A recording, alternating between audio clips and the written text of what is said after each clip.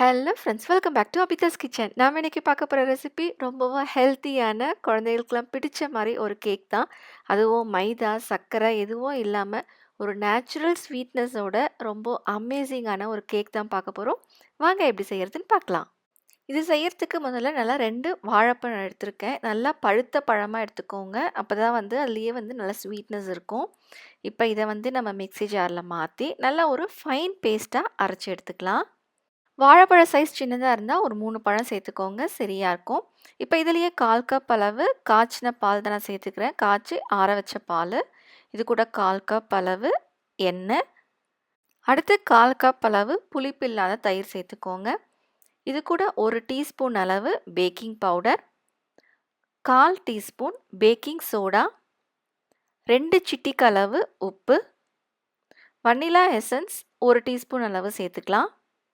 இது கூடவே 1/4 கப் அளவு கருப்பட்டி நல்லா பொடி பண்ணி சேர்த்துக்கிறேன். அடுத்து 1/2 கப் அளவு கேழ்வரகு மாவு, கொக்கோ பவுடர் 1/4 கப்,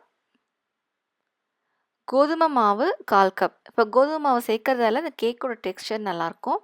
அது கூடவே 1/4 கப் அளவு மேப்பிள் சிரப் சேர்த்துக்கிறேன். இது இல்லைனா நீங்கள் தேன் கூட சேர்த்துக்கலாம். இப்போ இது எல்லாத்தையும் சும்மா மிக்ஸ் பண்ணுற அளவுக்கு மட்டும் அரைச்சி எடுத்துக்கோங்க. ரொம்ப அரைக்க வேண்டாம். அடுத்து பேக்கிங் பவுலில் கொஞ்சமாக எண்ணெய் சேர்த்து இந்த மாதிரி நல்லா க்ரீஸ் பண்ணிக்கலாம்.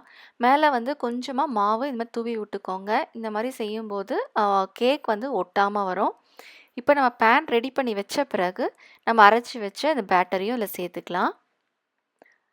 பேட்டர் ஃபில் பண்ணும்போது பாதி அளவு மட்டும் ஃபில் பண்ணுங்கள். ஏன்னா பேக் ஆகி வரும்போது மேலே நல்லா ரைஸ் ஆகி வரும். இப்போ இது நல்லா டேப் பண்ணிவிட்டு ஒரு டூத் பிக் வச்சு இது மாதிரி ஏர் பபிள்ஸ்லாம் எடுத்து விட்டுடலாம். இப்போ இதை ப்ரீ ஹீட்டட் அவனில் 180 டிகிரி செல்சியஸில் ஒரு 40 நிமிஷம் அளவுக்கு பேக் பண்ணி எடுத்தால் ரொம்பவும் ஹெல்த்தியான கேக் ரெடி ஆகிடும். நல்லா ஆறின பிறகு இந்த மாதிரி டீமோல்ட் பண்ணுங்கள். அப்போ தான் நல்லா வரும்.